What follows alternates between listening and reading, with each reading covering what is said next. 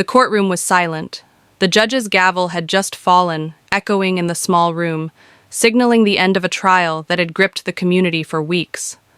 All eyes were on the child, sitting in the defendant's chair, his face pale, his small hands trembling. He was just 12 years old.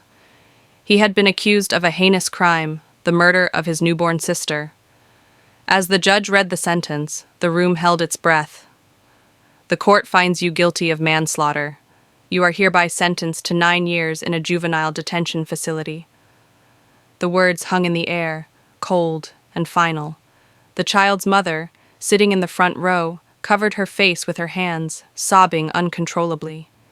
His father, who had been silent throughout the trial, sat motionless, his face unreadable.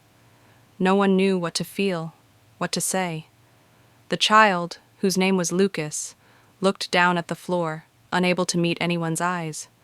His heart pounded in his chest as the weight of the decision settled on him. 9 years. 9 years for something he didn't fully understand. Lucas had never meant for it to happen. No one had.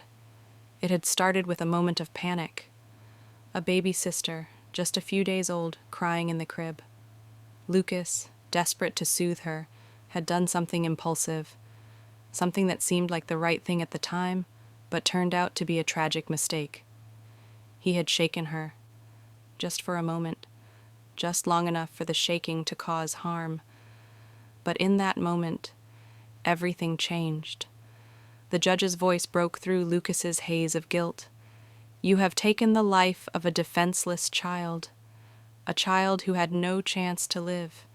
You have deprived your parents of the opportunity to watch their daughter grow. This will stay with you for the rest of your life. The words stung. The truth hit Lucas hard. He had taken away something precious. He had taken away his sister, and he could never take that back. As the sentence was read, a strange, quiet thought began to form in his mind. What if this wasn't all it seemed? What if there was more to the story than anyone knew?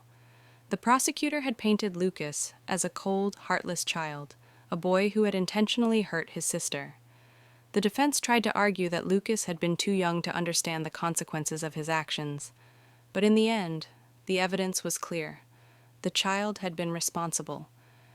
But there were things Lucas couldn't say. There were things he didn't even understand himself. What happened in the days before the incident? What had driven him to such desperation? The confusion in his mind was unbearable, but the courtroom had no time for his uncertainty. The truth that everyone had been told, the truth that had been spun into a narrative, was all that mattered. The police had never questioned the family. They never asked Lucas the real questions. They only focused on the facts they could see, the evidence that told one side of the story. But Lucas had never been asked about the feeling that overwhelmed him the day his sister was born, the feeling that made him feel like he wasn't wanted anymore. But now, it was too late. The damage was done. His sister was gone. And all Lucas could do was sit there and listen as the judge passed the sentence, knowing that his life had been forever changed in the most tragic way possible. As the courtroom began to empty, Lucas was escorted out in silence. His heart ached, not just for the sister he had lost, but for the future that now seemed impossible. 9 years. Lucas was placed in a small holding cell after the hearing, alone with his thoughts. The cold concrete walls felt like they were closing in on him. He had never been in a situation like this before, and the silence felt suffocating. His heart was still pounding, but now it was accompanied by the heavy weight of regret. He had been sent to a juvenile detention center, a place where children like him were supposed to be rehabilitated. But Lucas felt like he didn't belong there. He wasn't a criminal. He wasn't a monster. He was just a confused, scared little boy who had made a mistake that had cost him everything.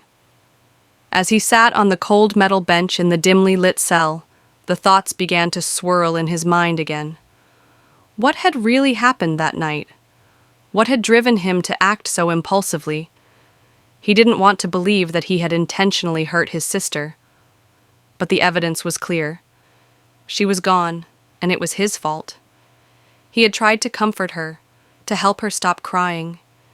He had shaken her, and then everything went wrong. But the way people had looked at him, the way they treated him like he was some kind of monster, it didn't make sense. He had never meant for anything like this to happen. The days that followed were a blur. He was processed into the detention center, given a uniform that felt too big for his small frame. His new life, the one that was supposed to last for 9 years, had already begun. There were strict rules, hours of isolation, and the constant reminder that he was no longer a child, but a criminal. But what if the story everyone believed wasn't the whole truth? Lucas couldn't help but wonder if there was something more that no one had taken into account. There were moments he remembered, flashes of memories that didn't quite fit the narrative. He couldn't explain them, but he felt like he was missing something important, something that could change everything. In the quiet moments, he would think about his parents, how they looked at him with a mixture of sadness and disbelief. His mother had been heartbroken, and his father had been silent, unable to process the reality of what had happened. They didn't know the full story either. They didn't understand what had driven Lucas to do what he did. As Lucas sat in his cell, a new feeling began to take shape. It wasn't just guilt or regret anymore. It was anger. Anger at the system that had taken everything from him without asking the right questions.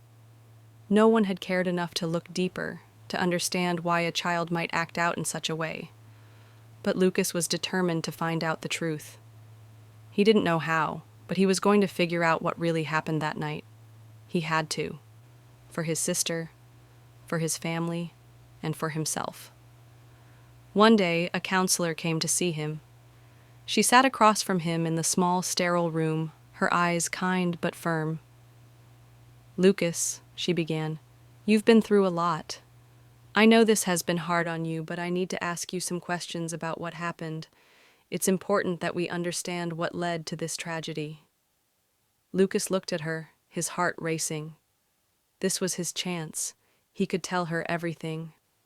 But as he opened his mouth to speak, something strange happened. The words caught in his throat. He couldn't do it.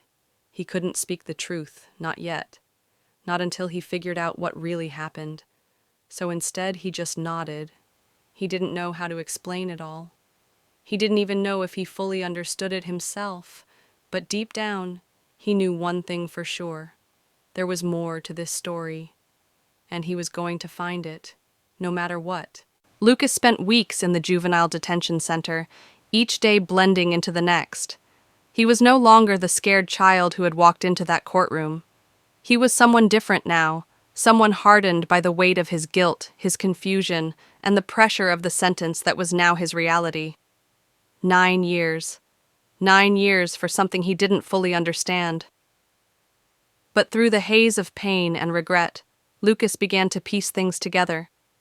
He started to remember more from that night.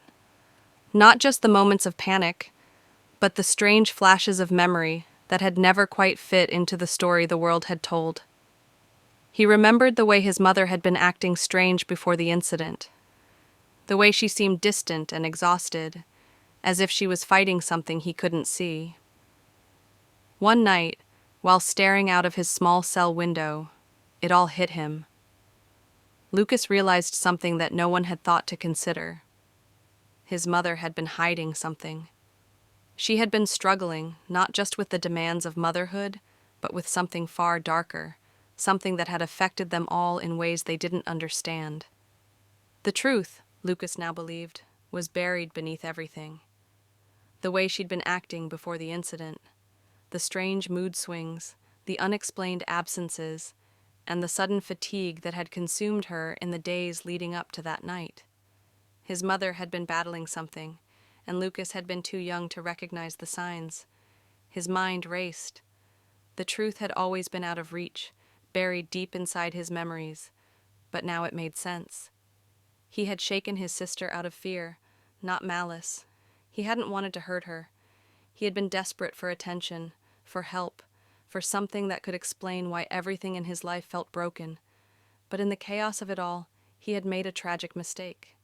Lucas couldn't change what had happened. He couldn't bring his sister back. But what he could do now was tell the truth. He could speak up, even if it was too late to undo the damage that had been done. The next morning, Lucas asked to see his counselor. When she sat across from him, her eyes expectant, he spoke with a steady, calm voice, surprising even himself. "I didn't kill her," he said. "I wasn't the one who hurt her. I just didn't know what was happening. But I know now, and I have to tell you everything." As the words left his lips, Lucas felt a weight begin to lift from his chest. The truth was no longer hidden, no longer a secret locked deep inside him. He had made a mistake, but he wasn't the monster everyone thought he was. And maybe, just maybe, the truth would help him find redemption.